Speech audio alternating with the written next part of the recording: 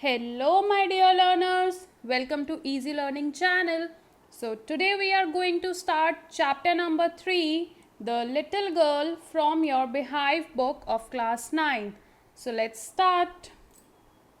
सबसे पहले हम स्टार्ट करते हैं before you read okay so do you feel you know your parents better now than when you were much younger. क्या आपको फील होता है कि आप अपने पेरेंट्स को अब ज़्यादा अच्छे से समझते हो इंस्टेड ऑफ जब आप छोटे थे, आप यंग थे, उस टाइम पे आपको अपने पेरेंट्स के जो एक्शंस थे मे बी वो आपको तब समझ नहीं आते होंगे, बट अब आपको ऐसा लगता होगा कि yes they were right, they took the right decisions for us. जो भी ऐसी चीज़ें थी तो अब आपको फील होता होगा, आपको उनकी हर एक चीज़ अब ज़्यादा समझ आती होगी. तो क्या ऐसा आपके साथ होता है? कमेंट करके बताइएगा.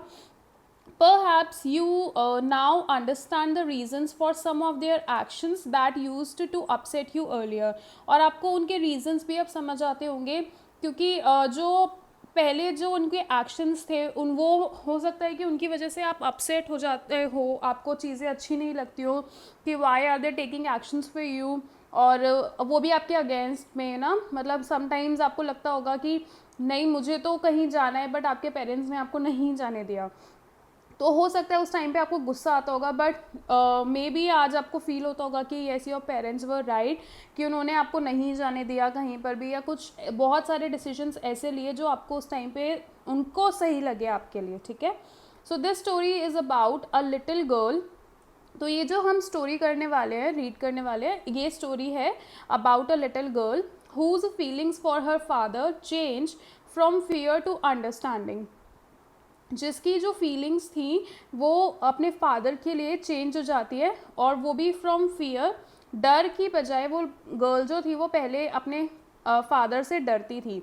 उसके बाद अब ये जो फीलिंग है, फीलिंग ऑफ फियर, वो चेंज हो जाती है किसमें? फीलिंग ऑफ अंडरस्टैंडिंग्स में, कि अब वो अपने फादर को अंडरस्टैंड करने लगती है, समझने लगती है.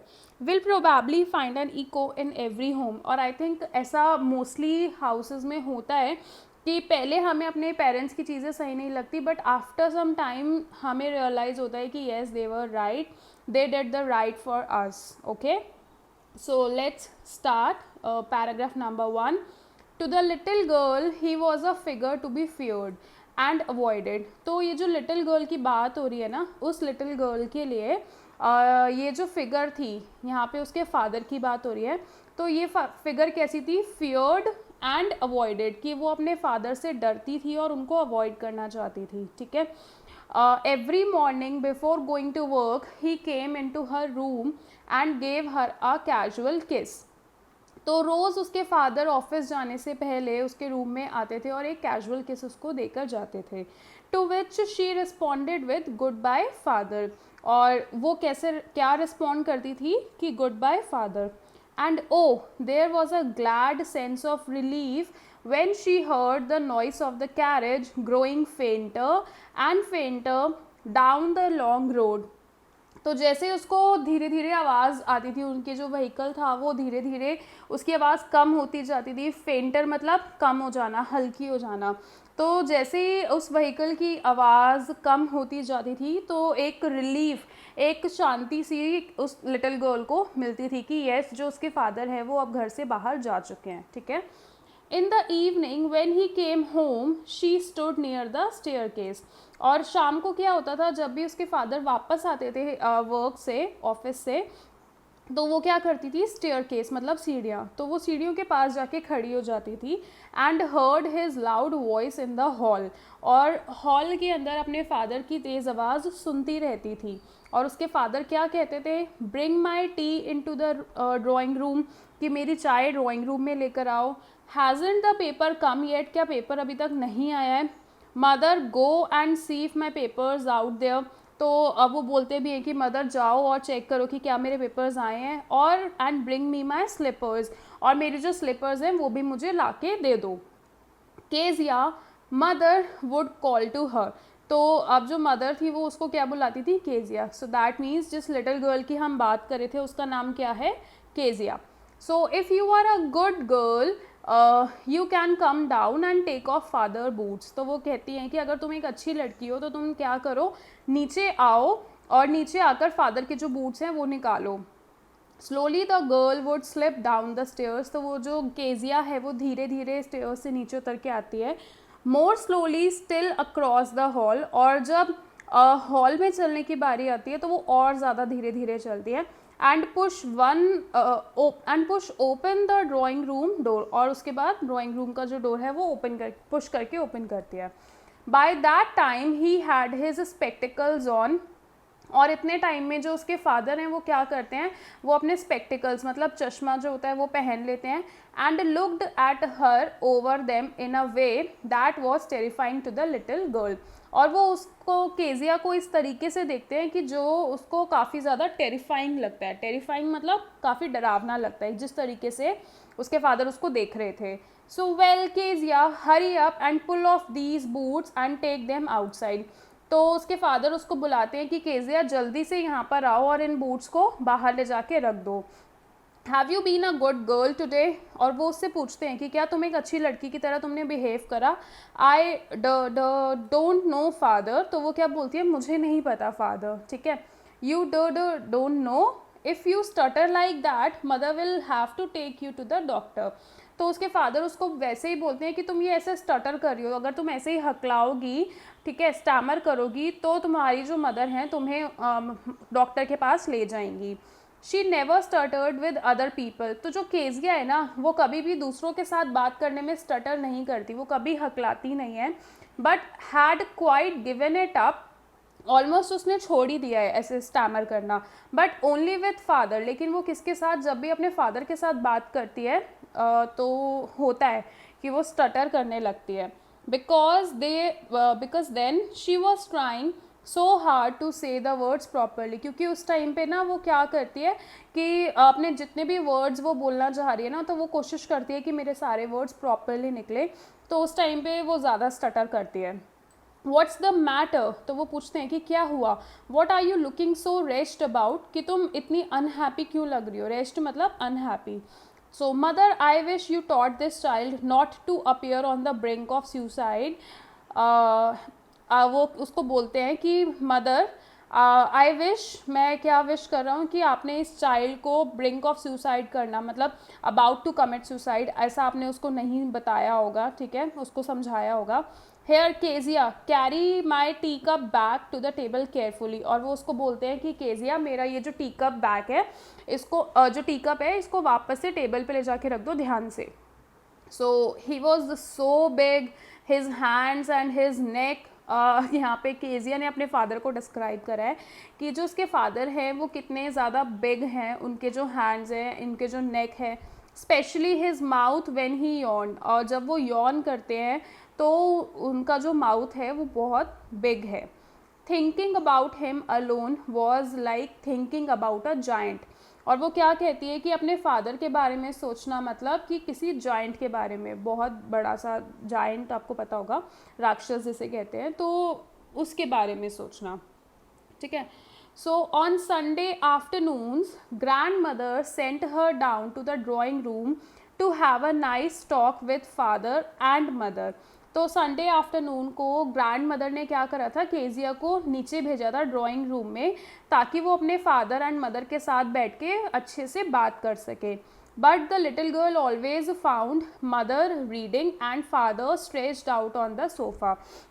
तो लिटिल गर्ल मतलब केजिया को यहाँ पे हमेशा क्या मिलता था कि जो उसकी मदर है वो कुछ ना कुछ रीड कर रही होती थी, एंड उसके जो फादर थे वो क्या स्ट्रेच्ड आउट मतलब सोफे पर वो लेटे हुए हैं आराम से अपनी बॉडी को स्ट्रेच करते हुए. ठीक है. His handkerchief on his face, उनका जो हैंडकरचीफ है वो उन्होंने अपने फेस पे रखा हुआ है.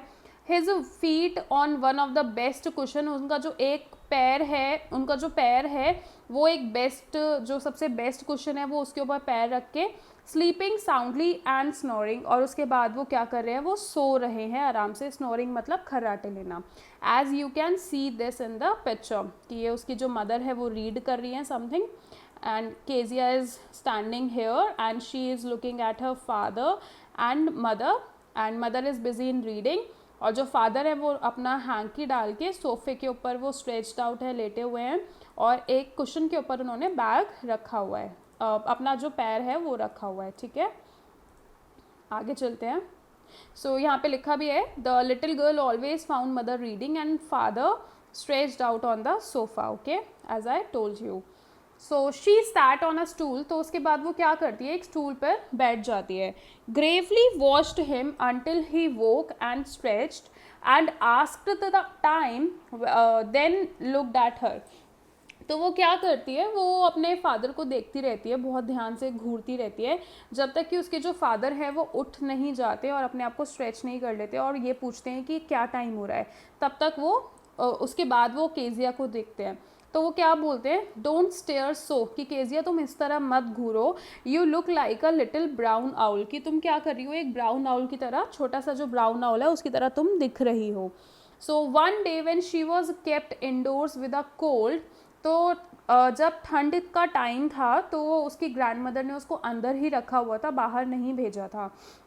तो उस टाइम पे ग्रैंड मदर ने उसको बताया कि उसके जो फादर का बर्थडे है वो नेक्स्ट वीक में है, and suggested she should make him a pin cushion for a gift out of a beautiful piece of yellow silk. और उसकी ग्रैंड मदर उसको सजेस्ट करती हैं कि तुम अपने फादर के लिए एक पिन कुशन जो है वो बनाओ, और मेरे पास ये एक येलो सिल्क है, इससे बहुत ब्यूटीफुल सा पीस बनाओ, ठीक है, उनको गिफ्ट करने के लिए. So laboriously with a double cotton, तो लेबोरियसली मतलब बहुत मेहनत के साथ, ठीक है. So with a double cotton the little girl stitched 3 sides. तो केजिया ने एक क्वेश्चन जो होता है वो ऐसा होता है, ठीक है, 4 साइड्स इसका. तो केजिया ने उसकी 3 साइड्स तो स्टिच कर दी, उसने उनको सिल दिया, ये 3 साइड्स उसने सिल दी. उसके बाद but what to fill it with, लेकिन उसने सोचा कि इस क्वेश्चन के अंदर मैं फिल क्या करूँ, that was the question. The grandmother was out in the garden, जो ग्रैंड मदर थी वो गार्डन में थी बाहर, and she wandered in to the mother's bedroom to look for scraps. तो उसने सोचा कि मदर के रूम में जाके कुछ स्क्रैप्स, मतलब छोटे छोटे पेपर जो फालतू का जो यूज़ नहीं है जिनके पेपर्स का, तो उनको मैं लेकर इसके अंदर फिल कर दूंगी. On the bed table she discovered a great many sheets of fine paper. तो जो बेड टेबल थी ना उनकी मदर के रूम की, तो वहाँ पे उसको कुछ एकदम सही फाइन पेपर जो थे वो रखे हुए मिलते हैं. तो वो क्या करती है, गैदर्ड देम अप, तो वो उन सभी पेपर्स को गैदर करती है, इकट्ठा करती है, tore them into tiny pieces, और उन सभी पेपर को फाड़ देती है, and stuffed her case, then sewed up the 4th side. और वो सारे पेपर लेके इस क्वेश्चन के अंदर फिल करके, और ये जो 4th साइड थी उसको भी वो स्टिच कर देती है, ठीक है. That night there was a hue and cry in the house. अब उस रात को तो भाई बहुत हल्ला गुल्ला हो रहा था घर के अंदर. क्यों, father's great speech for the port authority had been lost. तो यहाँ पे जो फादर की स्पीच थी पोर्ट अथॉरिटी के लिए वो खो चुकी थी. रूम्स वर सर्च्ड, सभी रूम्स में देखा जा चुका था, सर्वेंट्स से पूछा जा चुका था. तो फाइनली क्या होता है कि जो केजिया की मदर है वो केजिया के रूम में आती हैं. Kezia, I suppose you didn't see some papers on the table in our room. तो वो उससे पूछती हैं कि केजिया, मैं तो यही सपोज कर रही हूँ कि तुमने हमारे रूम के अंदर कोई ऐसे पेपर्स रखे हुए नहीं देखे होंगे. तो केजिया क्या बोलती है, ओ येस शी सेड. तो वो बताती है कि हाँ मैंने देखे हैं, मैंने उन सबको फाड़ दिया, I tore them up for my surprise, और मैंने उन सबको फाड़ कर अपने सरप्राइज के लिए यूज़ कर लिया. सो वॉट स्क्रीम्ड मदर, तो तभी उसकी जो मदर है वो चिल्लाती है, come straight down to the dining room this instant. और वो क्या बोल के जाती है कि जल्दी से बिल्कुल अभी सीधा डाइनिंग रूम में पहुँचो. And she was dragged down to where father was pacing to and fro. और वहाँ पर नीचे उसको लेकर जाया जाता है जहाँ पे जो फादर थे वो टू एंड फ्रो मतलब हेयर एंड देयर, इधर उधर घूम रहे थे, और उनके जो हैंड्स थे वो उनकी बैक पर थे, हाथ पीछे बांध के वो अपने घूम रहे थे, ठीक है. तो well he said sharply, mother explain. तो वो बताते हैं कि मदर ने मुझे बताया. He stopped and stared at the child. तो वो घूमते घूमते रुक जाते हैं एंड केजिया को घूरने लगते हैं. डिड यू डू दैट, तो वो पूछते हैं कि क्या तुमने ऐसा करा सच में.